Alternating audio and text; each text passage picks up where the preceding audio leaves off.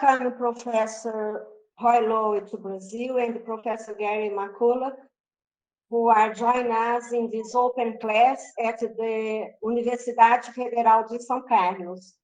We are here today, Professor Gary and Professor Roy, with my class and some guests of us, okay? And we have from the IOE, we have Maria Williams and Naslin Biham. So I will introduce you both to my audience. O professor Roy Lowe, ele fez a primeira graduação dele na universidade, em Keele University. Depois, ele realizou mestrado com uma dissertação sobre a educação de adultos e também as origens da Universidade de Keele, em North Staffordshire.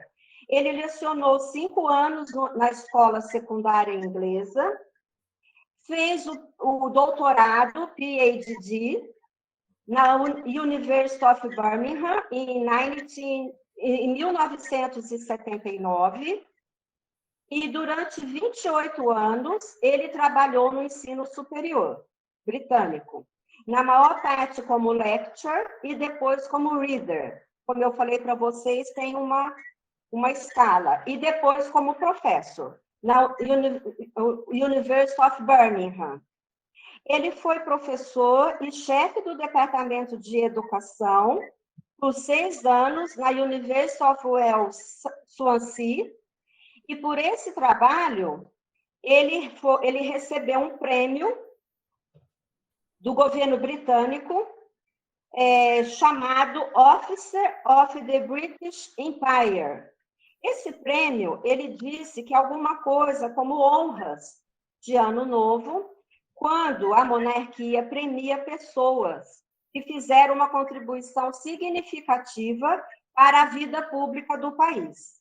Esses prêmios são controversos porque são conhecidos como a Ordem do Império Britânico. E, por isso, alguns acham problemático aceitar ou não. Uma pequena porcentagem se recusa. Mas ele disse que se você tem um desses prêmios, é útil e amplamente respeitado.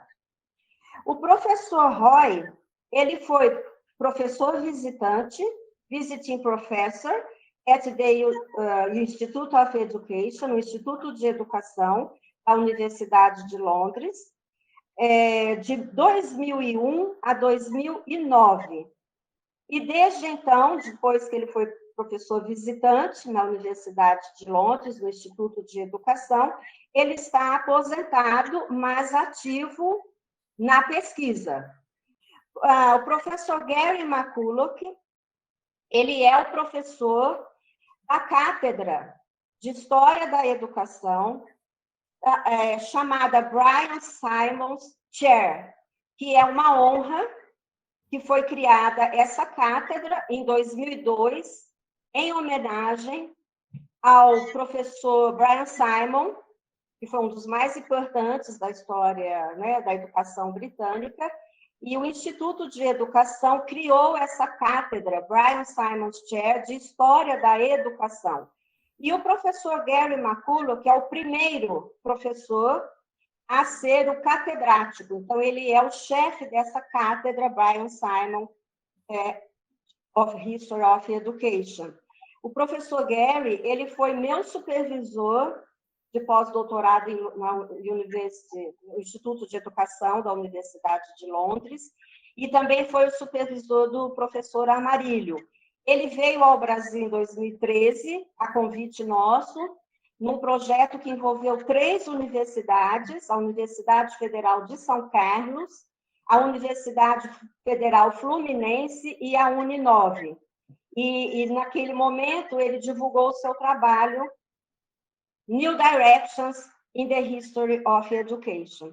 Então, é um grande prazer, for me it's a great pleasure to have you, Gary, with us again in Brazil, this time virtually, but hopefully we are going to see each other in person. My students, we are 17 students in my class. They are master and doctoral students. They are from different regions of Brazil, including one who is from Mozambique. And they are teachers in Brazilian schools. Some of them are teachers at Brazilian federal universities or private universities. And besides, we have here some friends of us, historians of education or not, but people who are interested in history of education. So this is our audience here, and we are very, very pleased to be with you and to join this high-level dialogue with Professor Roy and Professor Gary McCulloch. So now, Professor Roy will talk, and after Professor Roy's talk, Professor Gary will do his comments, okay? So, Professor Roy, you may start if you want. If you are ready to start, I'm going to translate to them, okay? Okay, thank you very much indeed for that wonderful introduction, and thank you very much for the invitation to participate. Gary and I are both delighted to be involved, and we apologize for the misunderstanding over the time zone. But here we are. I just want to say, first of all, very briefly, if your students come from all over Brazil, we have seen the terrible news film of your flooding, and I do hope that all of your families are safe in Brazil. I'm going to translate to them. Professor Roy, ele disse que está muito feliz de estar aqui conosco e também encantado por ter a companhia do professor Gary conosco hoje, que vai ser o nosso debatedor. E como ele ouviu na minha apresentação que vocês são de várias regiões do Brasil, e ontem ele viu a triste notícia do desabamento em Petrópolis, no Rio de Janeiro. Então, ele disse que espera que nenhum dos nossos familiares esteja nessa tragédia e que todos estejam bem. E ele agradeceu também as gentis palavras da sua apresentação. Ok, Professor Roy. My paper, which is to be studied by this seminar group, was written 20 years ago. Having reread it, there is not much, if anything, that I would wish to change. But it's important to ask whether, if I were setting out now to write it again today, I would do or say anything differently. And that is what I will try to do in this session. Ok. Ele disse que esse texto que ele vai ler, que ele está lendo agora, e que era para ser estudado por esse grupo de estudantes, foi escrito há 20 anos, né? Quer dizer, o texto original foi escrito há 20 anos e ele está reescrevendo algumas coisas em acréscimo. Ele disse que releu esse texto original pensando se hoje ele mudaria alguma coisa daquilo que ele escreveu há 20 anos.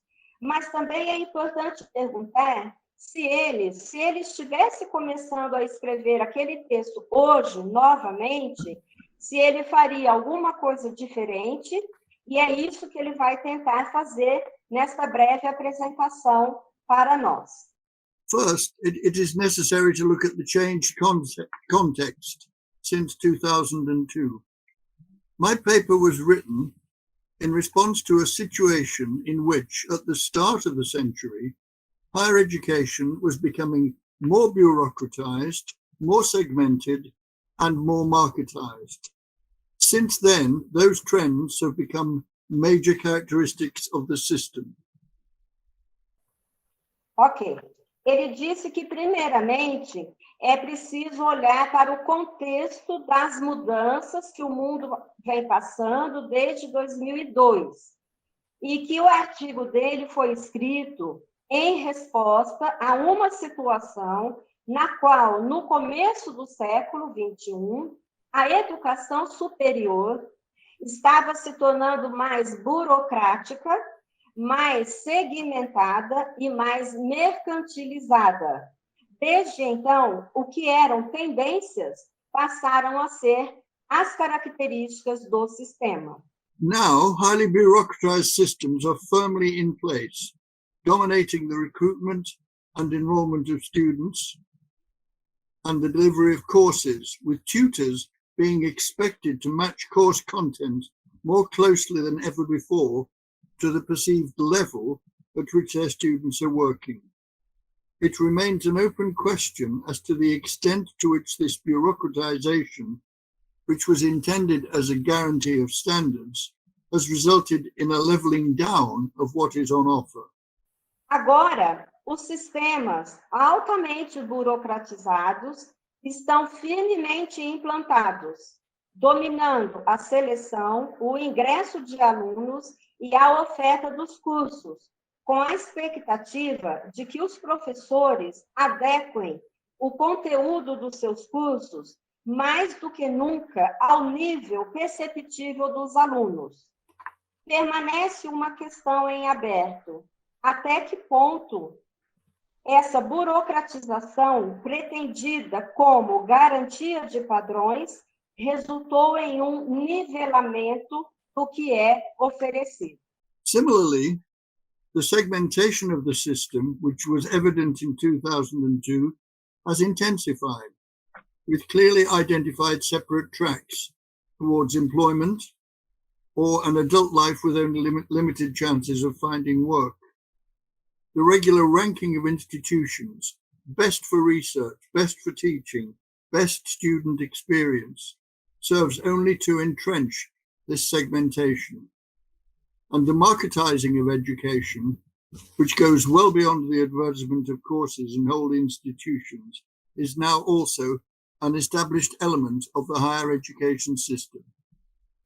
Da mesma forma, a segmentação do sistema, que era evidente em 2002, intensificou-se, com caminhos separados, claramente identificados para o emprego, né? Então, obtenção do emprego, ou para uma vida adulta com chances limitadas de encontrar trabalho.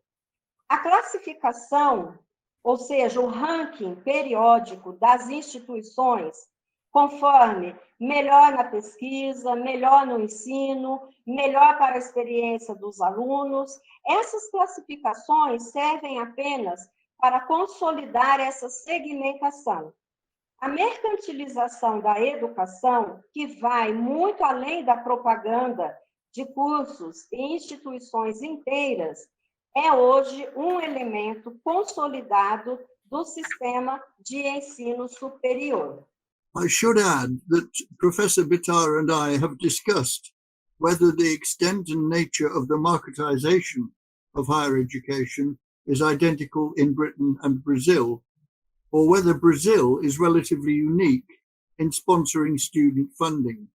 But even if it is, I suspect that several aspects of your system will be marketized in ways in which they were not 20 years ago.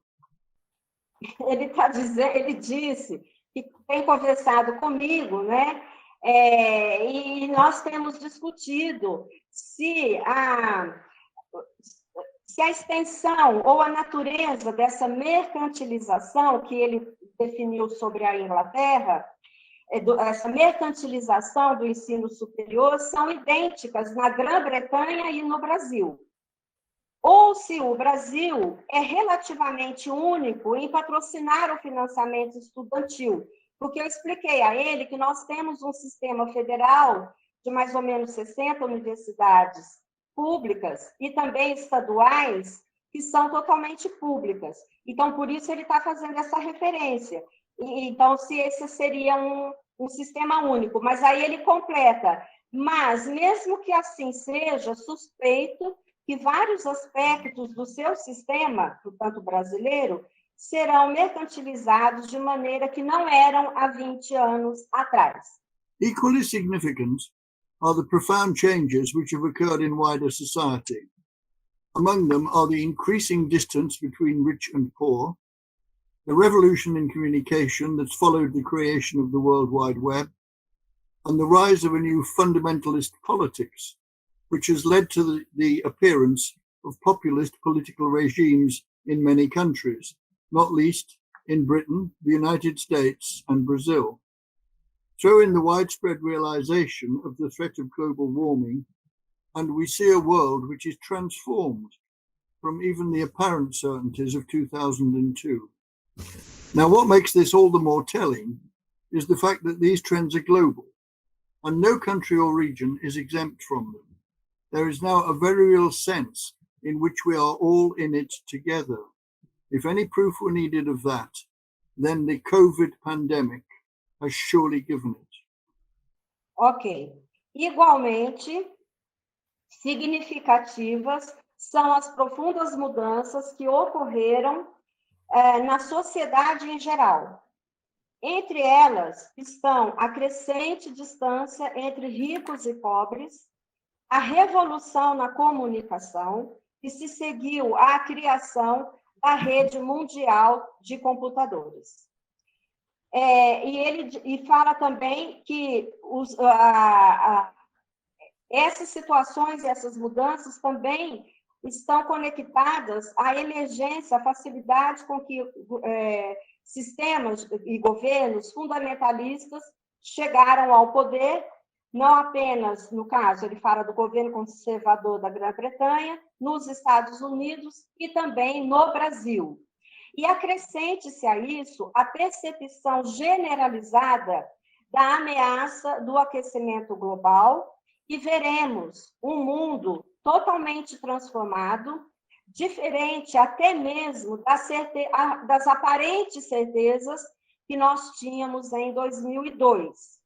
O que torna isso ainda mais revelador é o fato de que essas tendências, agora, elas são globais, e nenhum país ou região está isento delas. Existe agora um sentido muito real de que estamos todos juntos nisso, quer dizer, nessa globalização. Se fosse necessário alguma prova de que estamos todos juntos nisso, então a pandemia da Covid veio para prová-lo. So, when all around us is changed, can we continue to write the same kind of history of education, or must it too evolve? If so, in what ways? What follows is my brief answer. Então, ele pergunta assim: quando tudo ao nosso redor mudou, podemos continuar a escrever o mesmo tipo de história da educação? Ou ela também tem que mudar? Ou seja, a forma de escrever a história da educação. Se sim, de que forma ela deve mudar? E o que se segue é exatamente o que ele vai tentar responder. Se sim e como. First, as I said in 2002, it is work that is politicized or which carries with it political implications, which I find most interesting. I believe it remains vital that historians, particularly when dealing with topics such as the history of education, continue to speak truth to power. If ignorance of the past condemns a society to repeat its mistakes, then knowledge of the past can and should inform policy making at every level throughout the system. This has not happened anywhere near enough in Britain during recent years, and our educational system is the poorer for it. Em primeiro lugar, ele disse, como ele disse em 2002, é o trabalho politizado que traz consigo implicações políticas que ele, professor Roy, considera o mais interessante. Acredito, diz ele, que continua sendo vital que os historiadores, principalmente quando lidam com tópicos como a história da educação, continuem a falar a verdade ao poder. Se a ignorância do passado condena uma sociedade a repetir os seus erros, então o conhecimento do passado pode e deve contribuir para a formulação de políticas em todos os níveis do sistema, que não aconteceu nem de perto suficientemente na Grã-Bretanha nos últimos anos. In discussion later, if we pursue this point, I can give examples. Is our work necessarily politicized? Should it be overtly politicized? Or should we just be creating the mood music surrounding the actors in the educational arena? Então, ele pergunta assim, primeiramente, o nosso trabalho, ele deve ser abertamente politizado?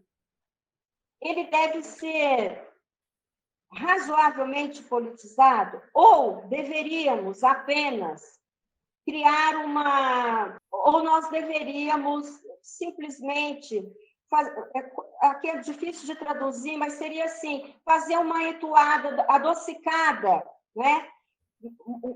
Bem-humorada, adocicada da história da educação e dos seus protagonistas.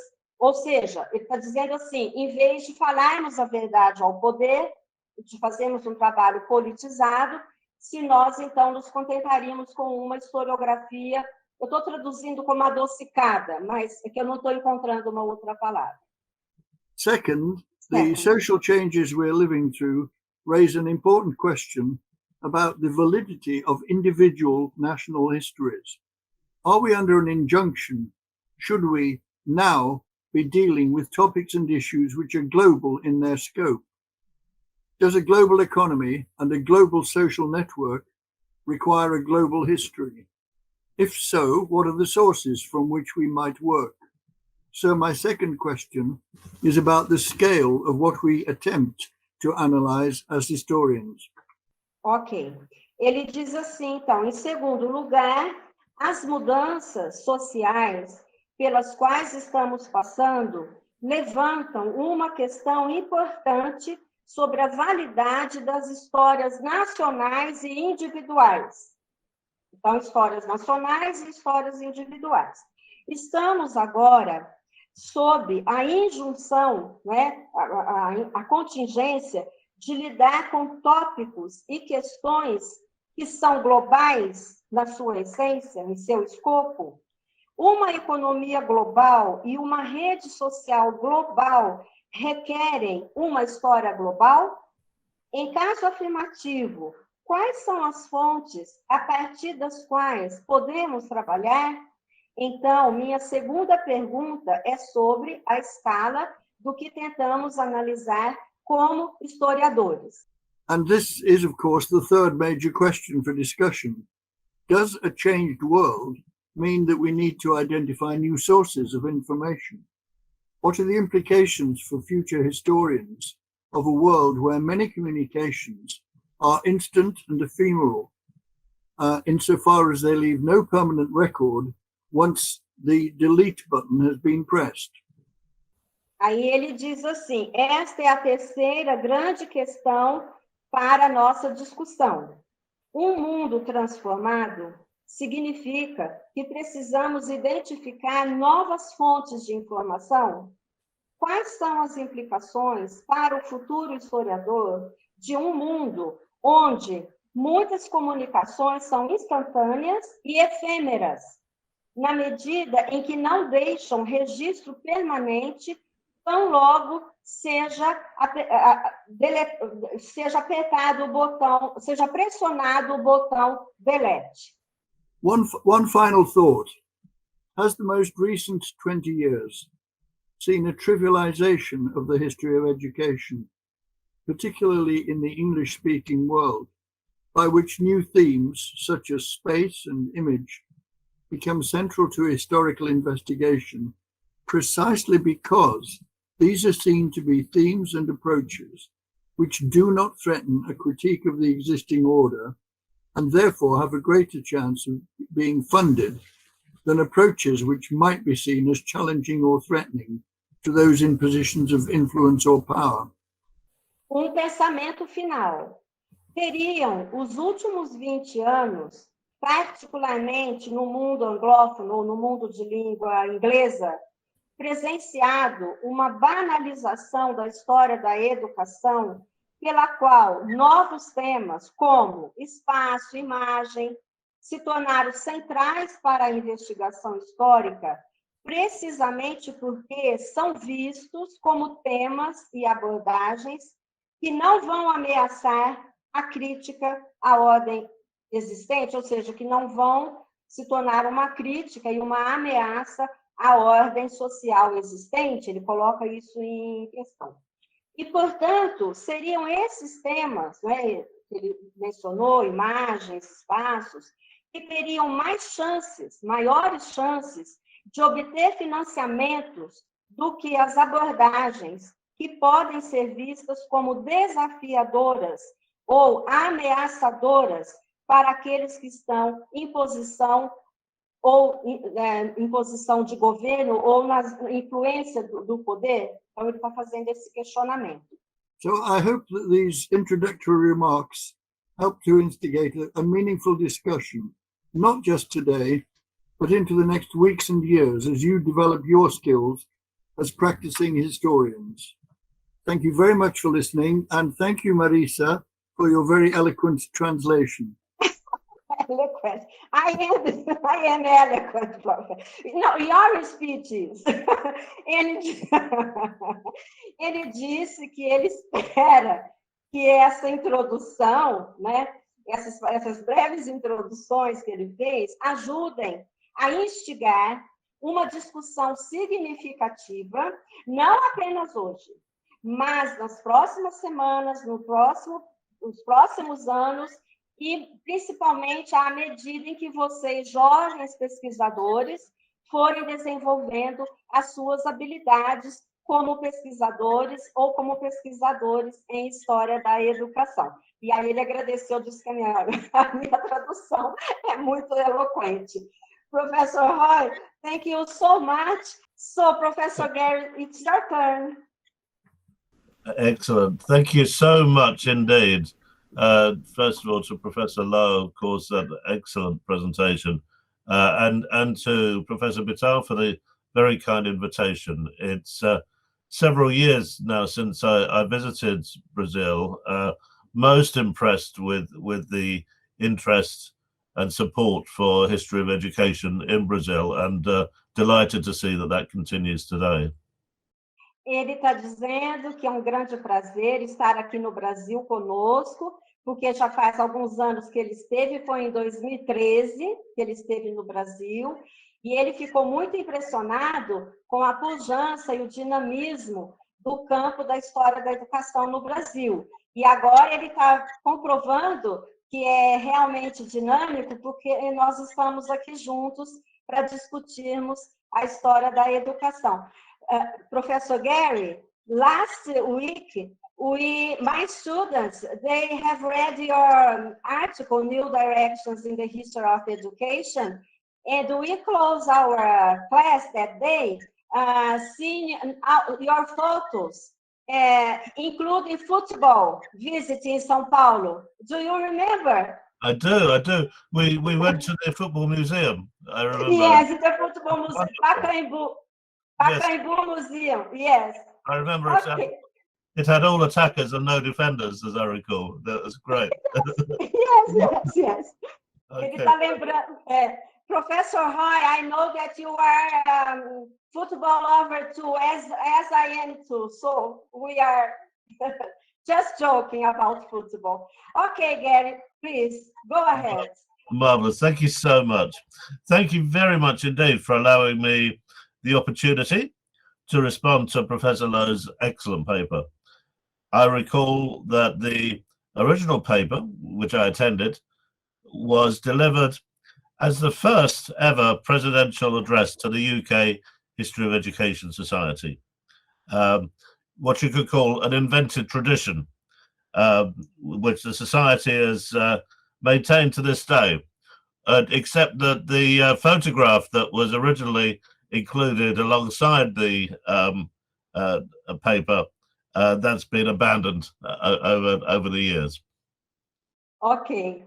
Ele está agradecendo a oportunidade de poder fazer esse debate junto com o professor Roy, muito querido, né, e se reportando ao excelente artigo do professor Roy Lowe, e ele recorda que esse texto, né, do We Still Need History of Education, ele foi um texto originalmente escrito para ser apresentado como o primeiro discurso presidencial que o professor Roy Lowe fez como presidente da Sociedade de História da Educação do Reino Unido, que une Inglaterra, País de Gales, Escócia e Irlanda. E ele está dizendo que eles tinham uma tradição muito interessante, de que esse primeiro discurso era feito pelo presidente da associação, que no caso era o professor Roy, e é uma tradição que eles mantêm, com exceção da fotografia do presidente, que aparecia na primeira página da revista, e que agora não aparece mais. Mas eu vou pedir licença para o professor, porque eu tenho aqui a revista e gostaria de mostrar. Professor Gary, I just translated into Portuguese your mention to the photograph, and I would like to show you look. There we are. Yes, exactly. I was young and handsome once. Yes, yes. No, you are still younger, Professor Roy. Thank you. As I remember it as well, it was delivered at the annual conference, which was held that year in Swansea, one of those conferences that was hosted so beautifully by Professor Lowe himself. On a sadder note, we'll also recall that Professor Brian Simon, who was one of our most cherished leaders in our field, had passed away some months before, exactly 20 years ago, last month, actually. Ok.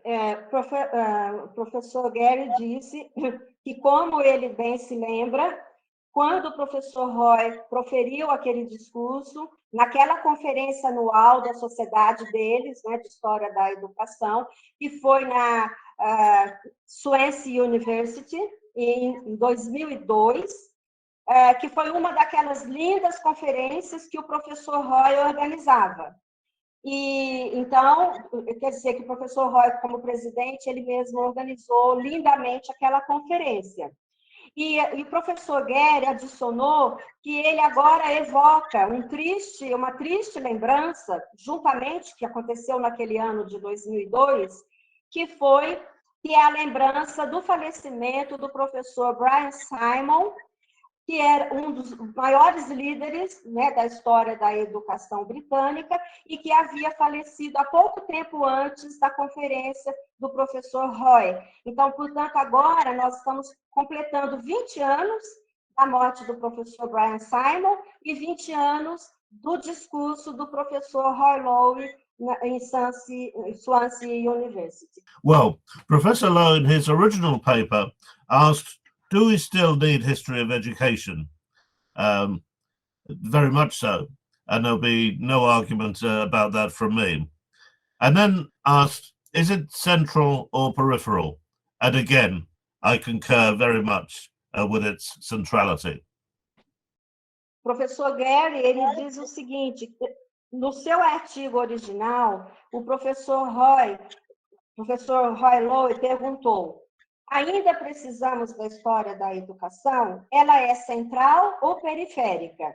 E ele, professor Gary, disse que o professor Roy falou isso muito bem e ele não tem nada a discutir ou acrescentar a essa questão essencial da parte dele, porque ele continua concordando que novamente ele concorda com a centralidade da história da educação.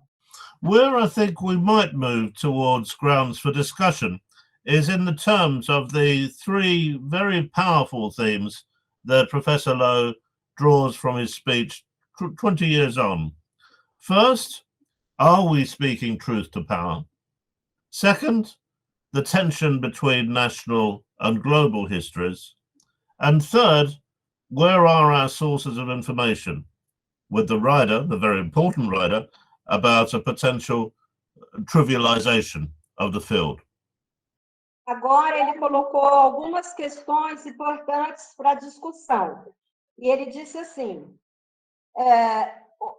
podemos passar para o terreno da discussão sobre 3 poderosos temas que o professor Roy Lowe colocou no seu discurso, né? E que o professor Gary extraiu esses 3 elementos, 20 anos depois. Primeiro elemento, estamos falando a verdade ao poder? Segundo lugar, a tensão entre a história nacional e a história global. E, em terceiro lugar, onde estão as nossas fontes de informação? Pois estamos correndo um grave risco de uma potencial banalização do campo, de trivialização do campo. And of course, I agree with so much of this also. In the spirit of scholarly debate and to encourage discussion today, can I suggest that these themes are posed by Professor Lowe rather as grim warnings against current threats to our field? And I think from my point of view, I would accompany these, if you like, in a minor key, by posing them more as opportunities for us to seize, if we can. Ok.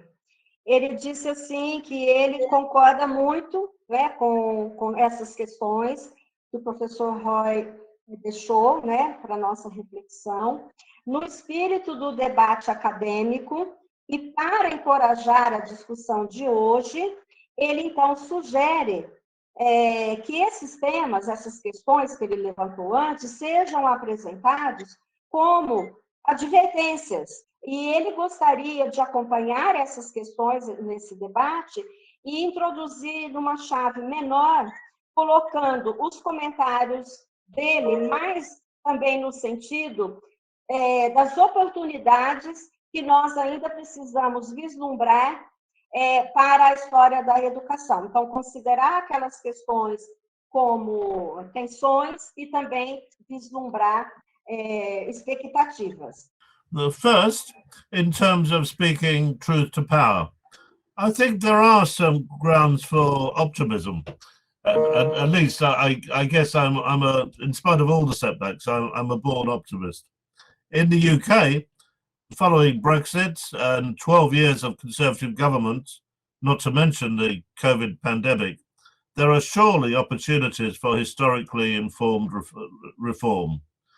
A generation on from the last big educational reform in 1988, can we at last envisage fresh reform or renewal in education? Ok, ele coloca assim, primeiro, em termos de falar sobre a verdade ao poder, né? Então, ele está pegando aquela questão, estamos falando a verdade ao poder? Ele acha que há motivos para algum otimismo, e ele diz que ele é otimista. No Reino Unido, após o Brexit e 12 anos de governo conservador, para não mencionar, né, deixando até de mencionar a pandemia da Covid, certamente há oportunidades para reformas historicamente pensadas e planejadas no sentido de uma mudança, né, ele quer dizer.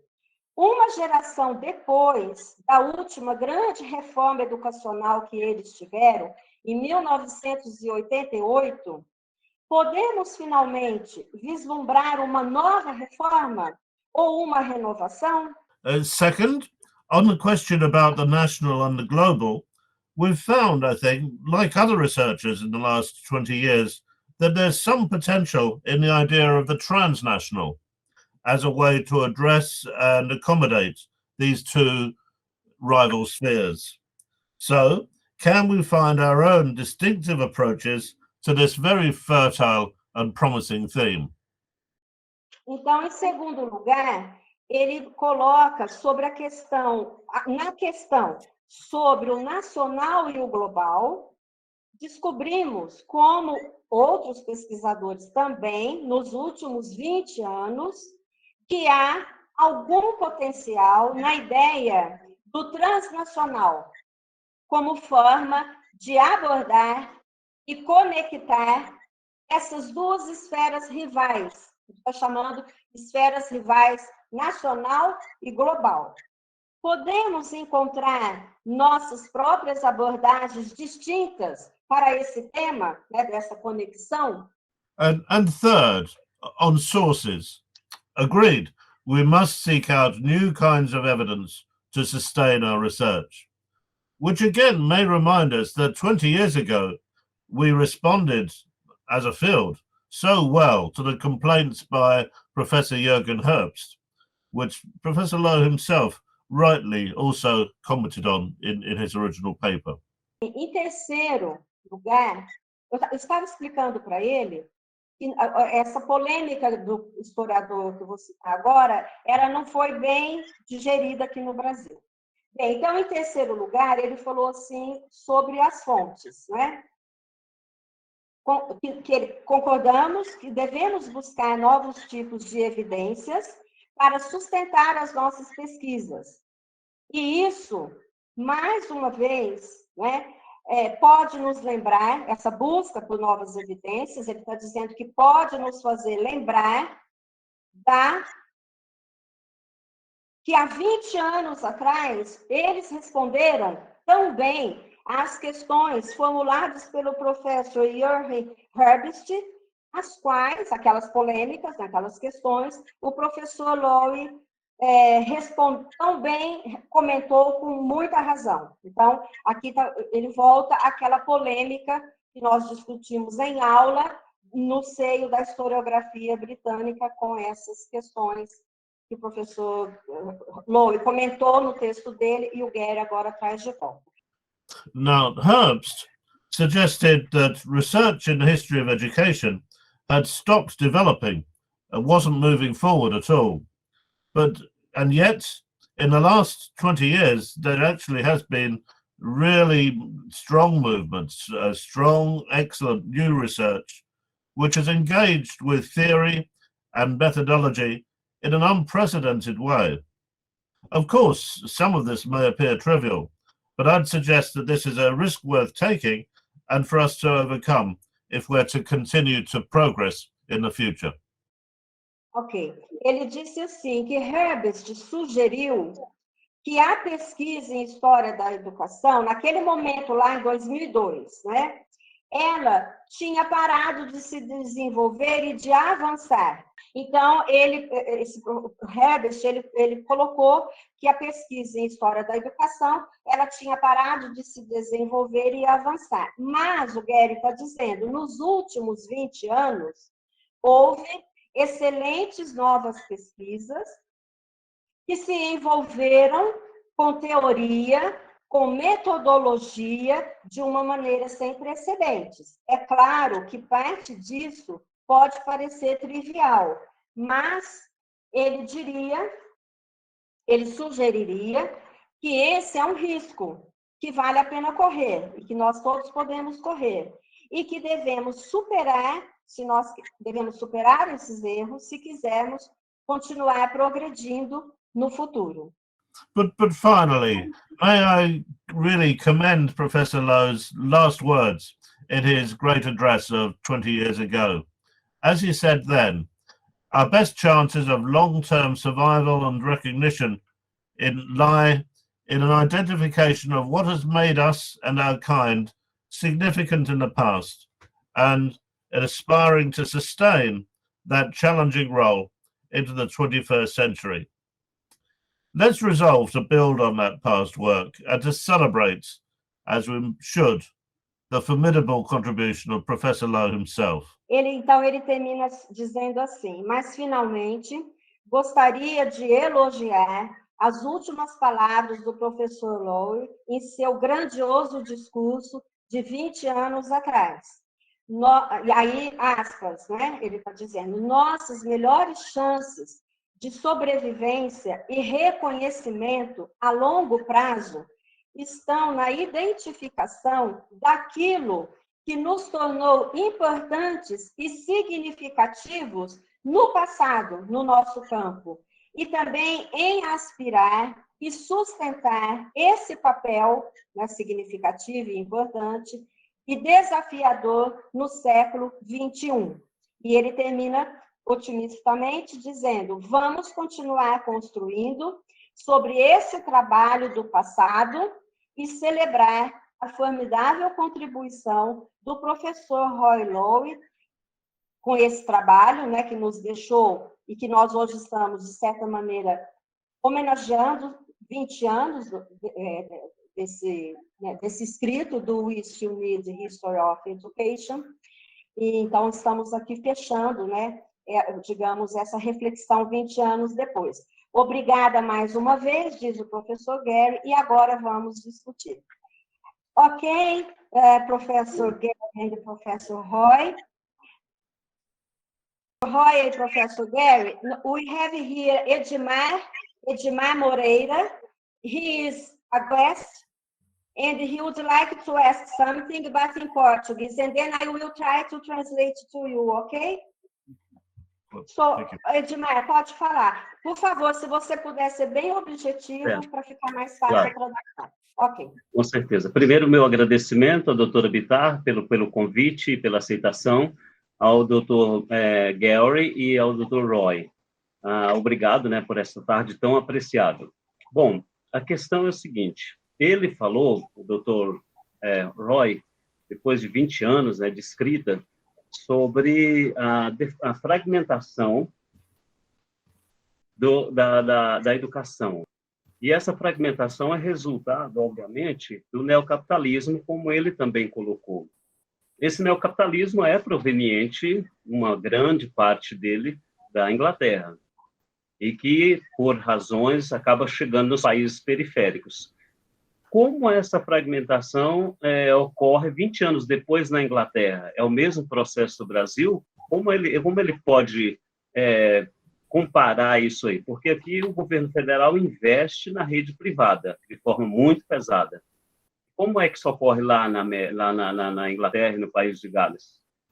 Obrigado. Professor Roy and Professor Loy, I'm going to try to translate. Edmar said that this fragmentation and this bureaucratization in education, in his view, is connected to what he calls neocapitalism. And he identifies this neocapitalism, its origins in England. And so he is asking if you agree, here in Brazil, we are fragmented and bureaucratic education and so on, in result of this neocapitalism, which origins in England. Do you agree with this, and how to prevent this, and how this happens in England itself, this new capitalism, if you agree or not? I don't know if I translate properly. As I understand the question, Edmar is suggesting that we're subject in Britain to a new capitalism, which does not apply in quite the same way in Brazil. Yes, it's something like that, because he said Brazil as a peripheral country, but yesterday Professor Roy wrote to me and he disagreed with this kind of thought that Brazil is a peripheral country. So, Professor Roy, is this kind of question? I think I'm probably going to differ, to say that I see it slightly differently, because it seems to me that if we're talking about capital, we are now talking about a world in which we have global capital. We have major companies which are global in their spread and in their influence. The products which we buy in England are the same, and the same brand names as the products which you buy in Brazil. We have a world market, and I'm not convinced that you can think of a new capitalism where any one country is discrete or separate or playing by different rules and therefore having differing social and economic developments. I think the problems we confront now are global. That's the beginning of my answer to the question. Ok, ele disse que ele pensa um pouco diferente, porque na visão dele, nós vivemos um momento de um capitalismo global que, por exemplo, o que se compra na Inglaterra de uma marca, né, o brand, lá na Inglaterra é a mesma marca que nós consumimos aqui no Brasil. Então, que existe um capitalismo global, e não mais, na visão dele, um capitalismo, digamos assim, que emane de um único país capitalista que imponha as suas regras totalmente aos demais, e que, portanto, ele realça essa situação que nós vivemos agora de um capitalismo global. Então, ele não vê tanto uma força da qual outros países, digamos, dependem, mas sim várias que incluem as mesmas situações que a gente vive no Brasil, por exemplo, com situações semelhantes às quais eles vivem lá na própria Inglaterra. Ok, Professor Roy, if you want to say, to conclude, or... Well, what may differ from one country to another is differing understandings and traditions and attitudes which are local. So that, for example, if you look at the way that our political system is developing at the moment, we ask ourselves why Boris Johnson is still Prime Minister, but you can only answer that partly with reference to global trends, but particularly with reference to what are the understandings of politics that apply within England. In the same way, if you were discussing, say, Bolsonaro, you would need to look at the understandings within Brazil, and the same kind of considerations would apply to the education system. The sense of what is possible in any country must respond to global trends, and is increasingly responding to global trends, but also responds to local understandings of what is possible and what is wanted and what is necessary within an education system. Ele disse que ele vê que nessa novo arranjo global que o mundo está vivendo, nós temos que compreender as questões culturais locais, né? Porque essas questões permanecem. E ele coloca, por exemplo, por que apesar do que está acontecendo lá na Inglaterra, né, o Boris Johnson ainda é o primeiro-ministro, né? Porque vocês sabem da crise que está vivendo lá. E aí ele faz uma correlação, assim, e por que também o Bolsonaro no Brasil? Então, nós precisamos entender essas questões culturais, né, locais, que são distintas de uma cultura, de um país para outro, para entendermos como é que a sociedade daquele país ela pensa politicamente e como que ela age politicamente. E aí ele coloca que essas questões são importantes para nós compreendermos o próprio sistema educacional atual.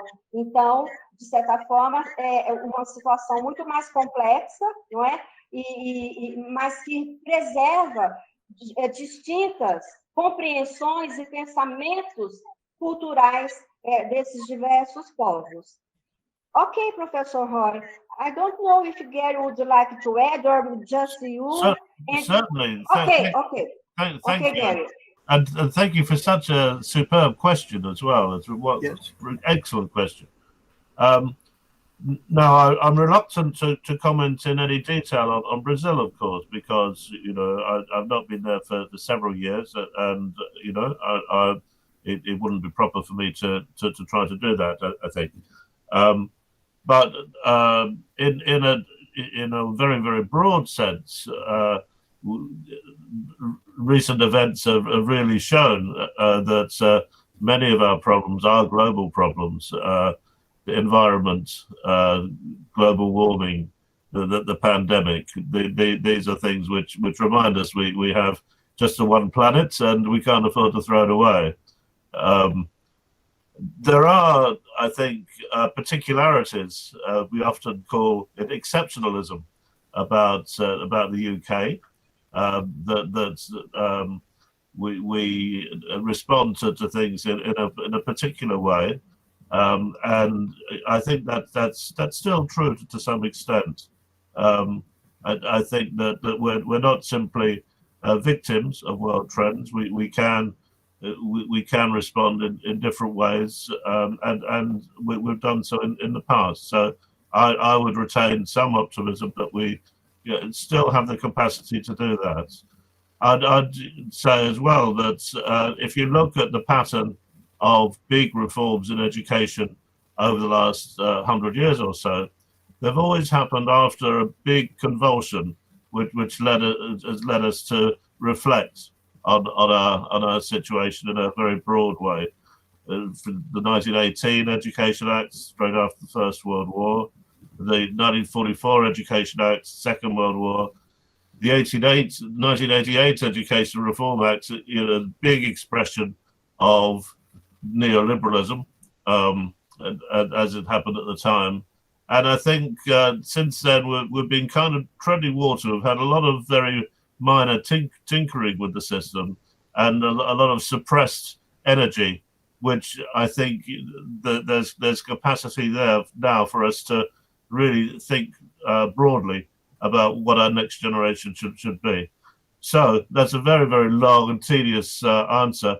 I think neo-capitalism, we often do refer to it here in the UK as neoliberalism, but so often, in fact, that it's lost a lot of its meaning.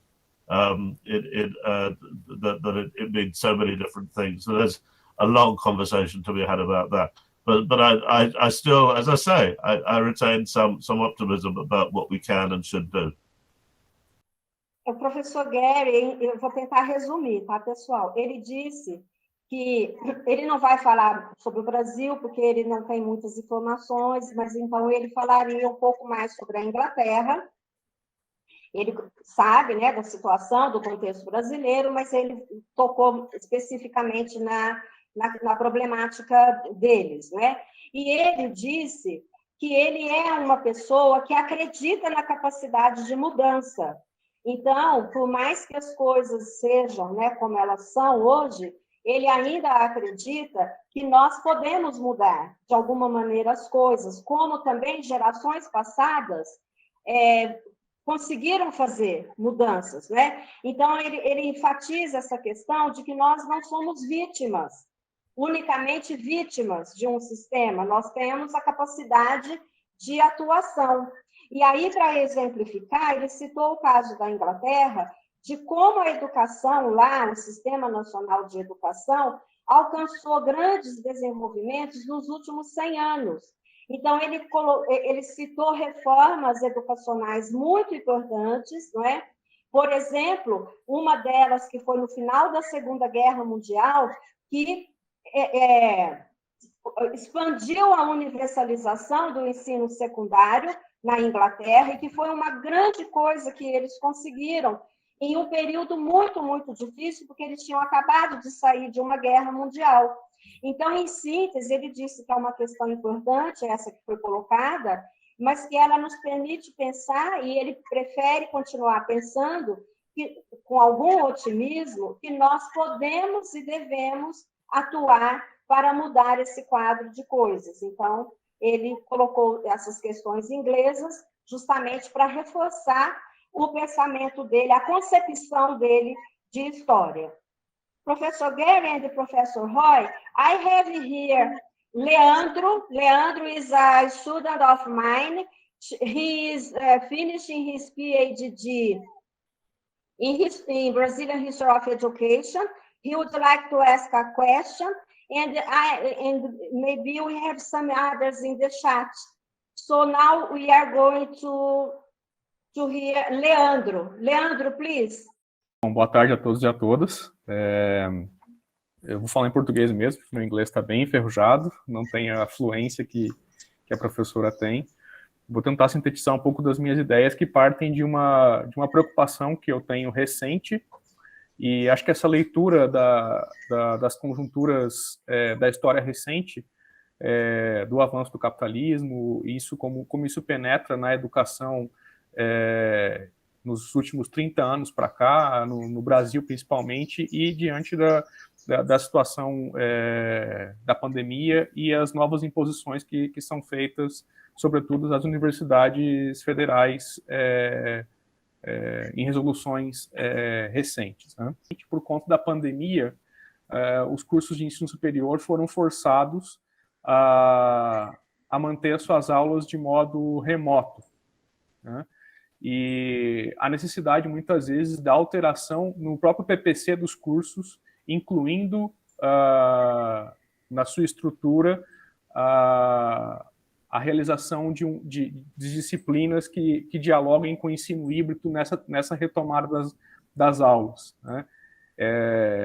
Eu vejo isso com bastante preocupação, né? Isso é algo que vem do CNE, né, para baixo, e os cursos de graduação atualmente têm tido a necessidade de se adaptar a esse novo contexto por uma canetada, né? Então, gostaria de ver o que os professores pensam sobre isso, sobre essa relação de educação à distância e o avanço do capitalismo mesmo, e como isso pode afetar a educação pública, sobretudo no contexto brasileiro, que nós temos essa preocupação, né? As nossas universidades são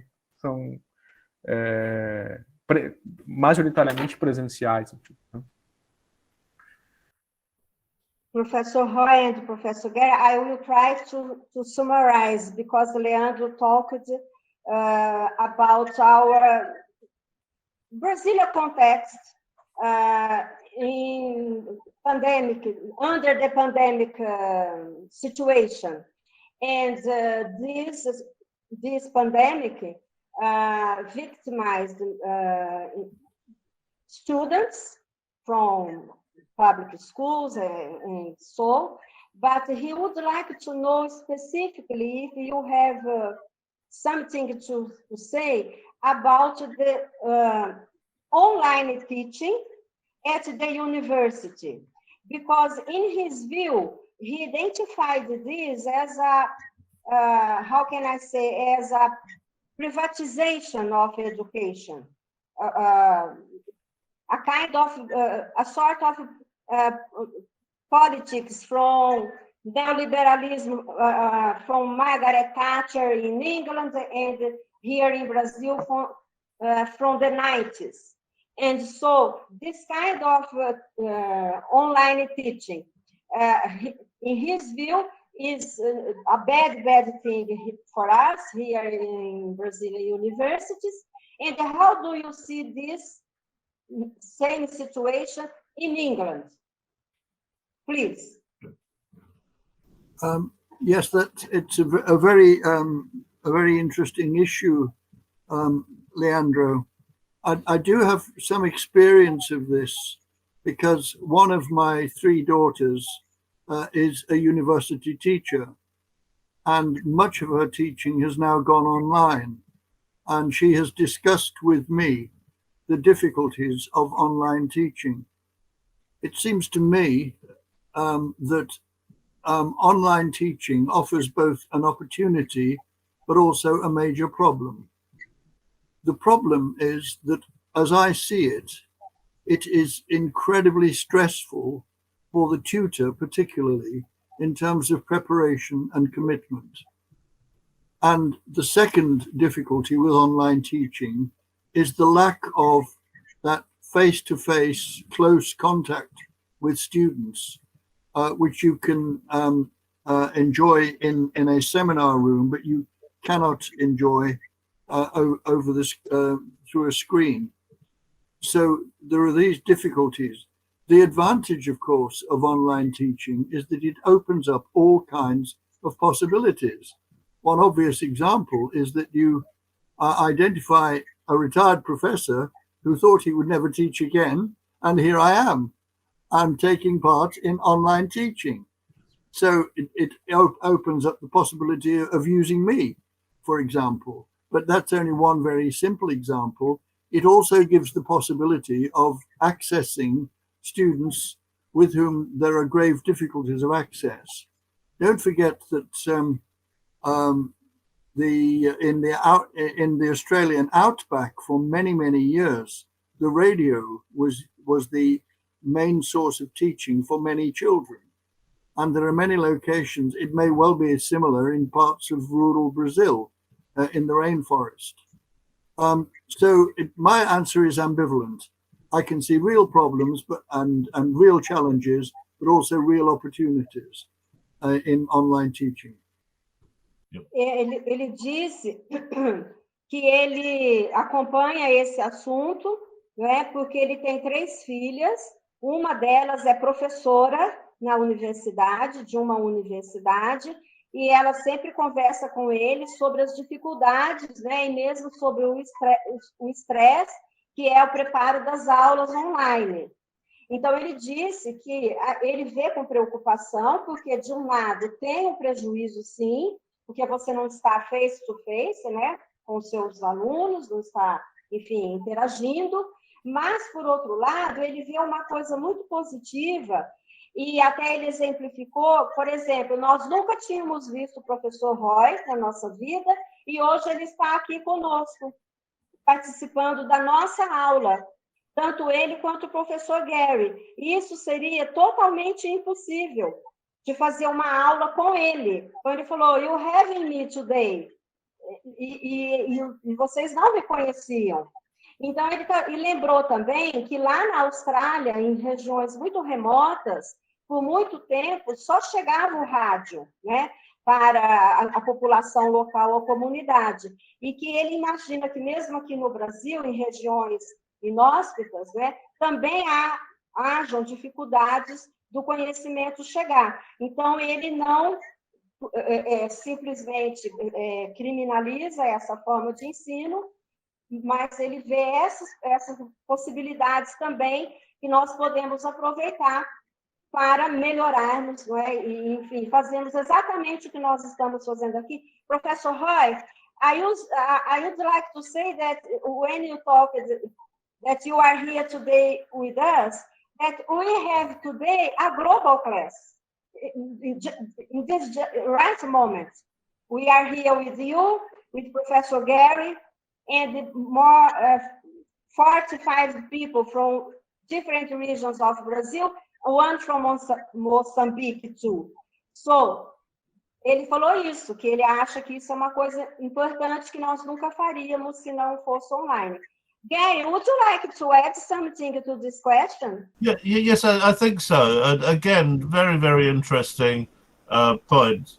And as Professor Lau has said, you know, we are, we are here today engaging in online teaching, and this is a wonderful opportunity in itself. And in the last month, I've taken part in online classes with students in Estonia, for example.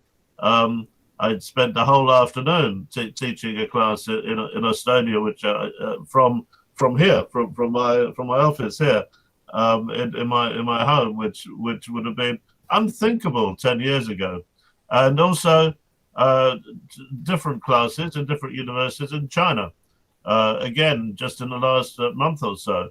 And so I think we should recognize that this has opened up wide range of different things. It's allowed me to see Professor Bittard and to engage with yourselves and to hear your very interesting comments.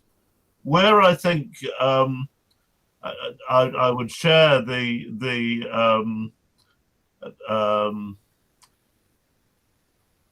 less positive aspect of this is that it can be exploited. It can be exploited by institutions which are short of money, which will be tempted to use the new technology in ways which reduce the educational content, and which will be a factor in potentially having fewer staff and less quality overall in higher education. That's what we need to keep our eyes very firmly on. And in some institutions, not in my own, but in some, I think one can discern that this kind of trend, and I think that is a very bad lookout for that. But I think overall, we see once again that necessity is the mother of invention, and this is an invention which we can make good use of as well as bad. Leandro e turma, ele disse que ele vê que isso pode virar uma exploração, principalmente nas instituições que têm um staff, né, um corpo docente menor, muito mais sujeito às regras do capital, né, da mercantilização, e, às vezes, uma qualidade menor, né, de ensino. Mas ele também realçou a possibilidade que essa tecnologia está nos dando, tal como o professor Roy disse, né, que hoje ele está aqui conosco no Brasil, e o Gary também, que na semana passada o Gary passou uma tarde ministrando aula para uma turma na Estônia, e que ele jamais imaginou, anos atrás, que ele poderia ministrar uma aula na Estônia, né, estando lá no escritório dele, na casa dele em Bedford, onde eu estive, né, conheci a casa do professor Gary. Então, ele falou, nunca ele imaginou que ele poderia dar uma aula na Estônia ali, de onde ele está. E da mesma forma que esse mês, ele participou de várias aulas na China. Então, desse ponto de vista, ele acha que nós temos que aproveitar essa possibilidade, não é? Claro, depois que a situação da pandemia se regularizar, que nós teremos a oportunidade do presencial, mas não abrirmos mão dessa possibilidade que nós temos de fazer esse intercâmbio global, não é? E que está muito dentro do que a própria conferência de hoje tratou, né? Que é a história da educação no século XXI. Just one small afterthought on that very good question. Was it McLuhan who said the medium is the message? Mm-hmm. And I do think we need to be aware of the risk that using the internet in this way might modify the nature of the statements that we make without us realizing it. Mm-hmm. Ele acrescentou, Leandro, que não pode se tornar, não é, uma arma, não é? Então, essa advertência vale a pena para nós considerarmos também, né? É o que McLuhan disse. Tem uma pergunta do professor Amarílio em inglês. Posso falar em português? Is this one of the questions that I've received? Very sorry, it's partly my hearing. I'm struggling to understand. Ok, pronto, desculpa. O professor Amarílio está perguntando se a abordagem da história política da história da educação, no ponto de vista dele, também depende de uma concepção epistemológica crítica da ordem mundial estabelecida. Professor Roy, did you read the question, or do you want me to? So, which number question is this on the sheet you sent? Does the political approach of the history of education, in your views, also depend on some critical epistemological conception of the establishment or the order? Gary, are you in a position to pose a first answer to that question? Sure, I'll have a go. Thank you again for that. I think scholars in the field of history of education have learned, I think, over the last 50 years or so, that writing and researching and teaching history of education isn't simply about education in a vacuum or up in the air. It's very much entangled with wider social, political, epistemological, cultural sorts of issues, and can't be understood in any other kind of way. And I think over the last 50 years, we've found different ways of interpreting the history of education in relation to those wider kinds of factors. Some historians have certainly taken that to kind of line in which they would definitely want to frame it in the kind of way in which you've said.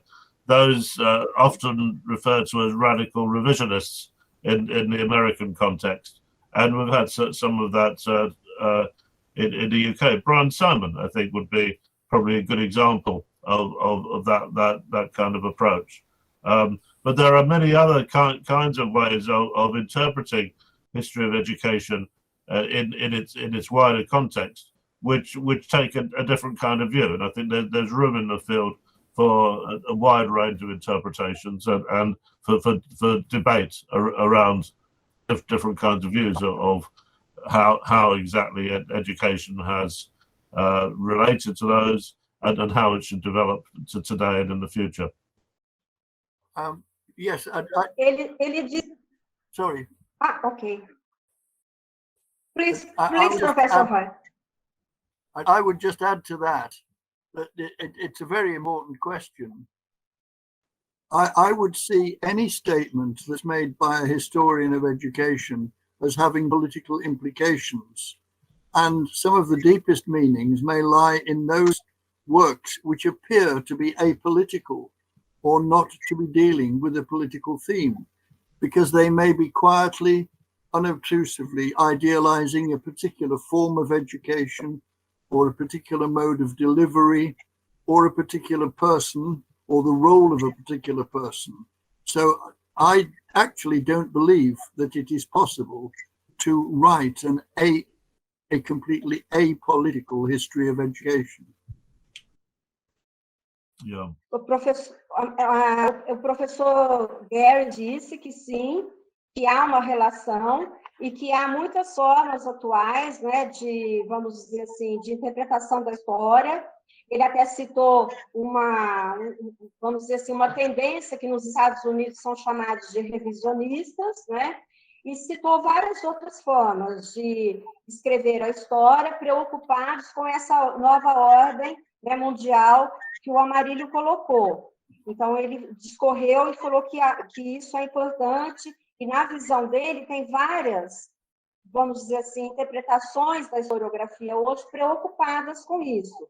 E o professor Loy, ele acrescentou que, na visão dele, não cabe uma história apolítica, uma história, vamos dizer assim, desnudada da sua conotação política, naquele sentido que ele disse, de falar a verdade ao poder.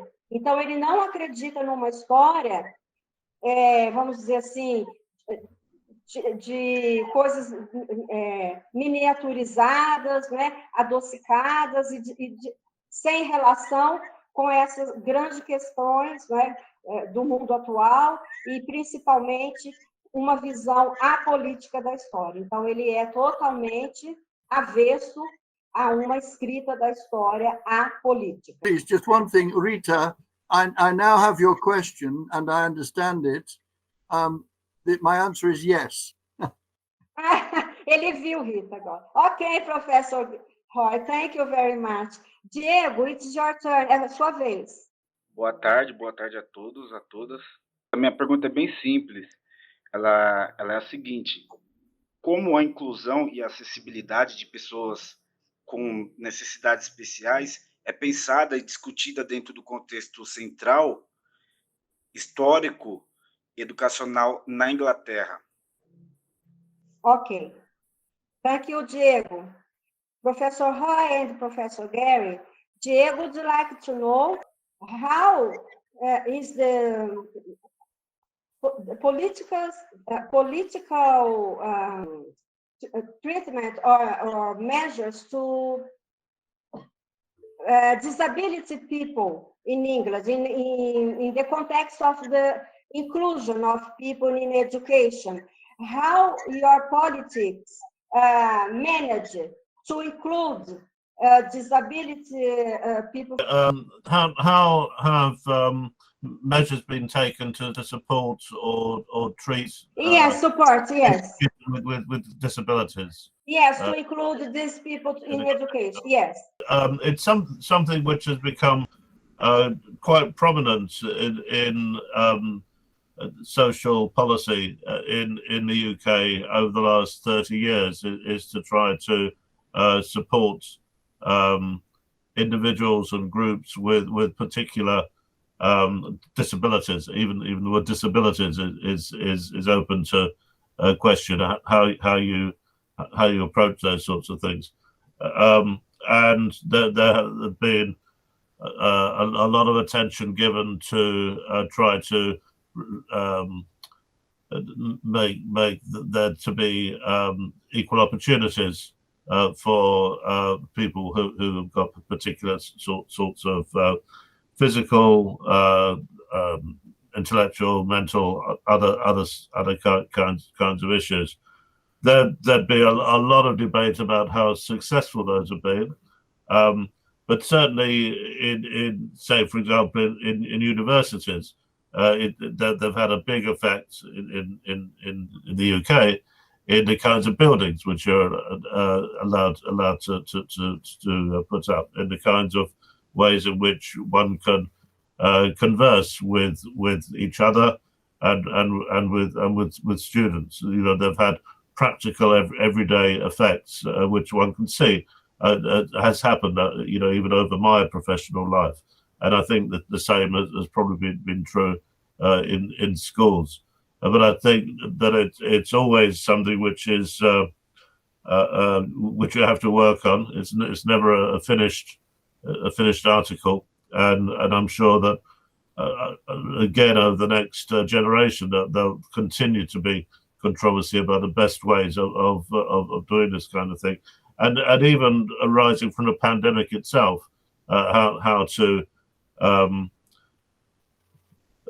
understand the continuing issues over, for example, long COVID and that kind of thing of making sure that everybody can reach some kind of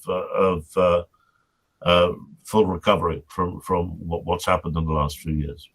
Diego, ele disse que há 30 anos, mais ou menos, tem se dado muita importância na Inglaterra, no Reino Unido, sobre essa questão, e que muitas políticas e muitas práticas têm sido adotadas.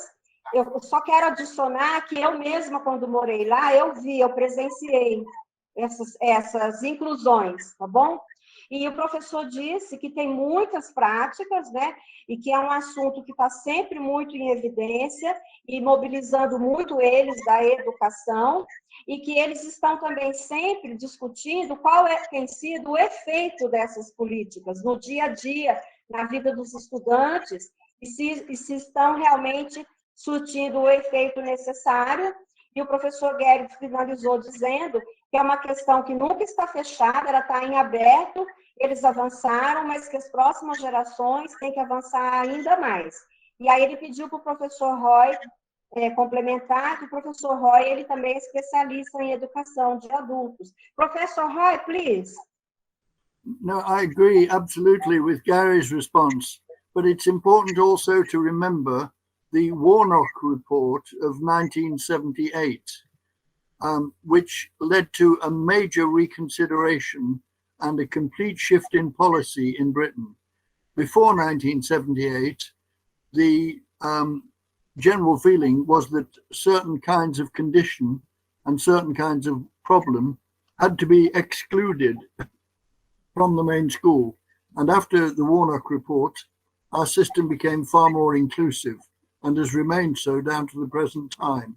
The remaining questions are questions of funding, whether enough money is given to these issues. Indeed, so. And just to advertise our own institute, all of the papers of the Warnock Committee are in the archive of the Institute of Education, and researchers are very welcome to come and inspect them. And it's also very, very good on other issues about what we often call special educational needs. That's a plug for our archive. O professor Roy disse, complementando o que o professor Gary havia dito, que eles têm lá um report, eu não peguei o nome exatamente, de 1976, e que a partir dessa decisão, né, do relatório, eles passaram a ter políticas mais incisivas para a inclusão, seja das necessidades mentais ou físicas. Então, que esse report de 1976 foi uma medida muito importante para vamos dizer assim, a política geral de inclusão da educação no Reino Unido. Agora, eu vou pedir que a gente finalize, porque nosso tempo terminou. Professor Roy and Professor Gary, if we have more questions in our chat, I would like to ask, maybe I may send you by email, because now we have to finish. Do you agree? That seems to me to be a very good way forward. Yes, brilliant. It'd be great if we can develop an ongoing dialogue, a discussion, making use of this of these forms of technology, both the chat messages and the direct way in which we're conversing now. And I'm all on for that. It'd be great. I've seen some fantastic questions coming down on the chat, which we haven't had a chance to talk about. And yeah, let's go for it. Yeah. Okay. Diego, please. Diego Profiti Moretti. It's here. Professor Lowy, thank you very much for your willingness to be with us today for this so enlightening class. I speak on behalf of my fellow colleagues of the graduate program in education at the Federal University of São Carlos, in thanking you, as well as in thanking Professor McCulloch for your visit and participation in this meeting. It was a marvelous experience for us as academics and researchers. Unfortunately, due to the circumstances, this meeting is still not possible in person, and all the things that we said before, we can have access to our brilliant knowledge, which clarifies and helps us to better understand the text published by you, Professor Lowy, 20 years ago, and studied by us now with the support of Professor McCulloch's important contributions made today. Thank you very much once again, and hope to see you two again soon. And we also thank the people who came to share this important formative moment with us, including the colleagues from the Brazilian Society for the History of Education and from other universities and research institutions present here today with us too. Thank you all. A turma queria tirar uma foto de todo mundo junto. Eu queria pedir para quem tiver com a câmera fechada, se puder abrir, e você falar para a turma pediu para eles sorrirem para a gente tirar a foto final, tá bom? Todo mundo.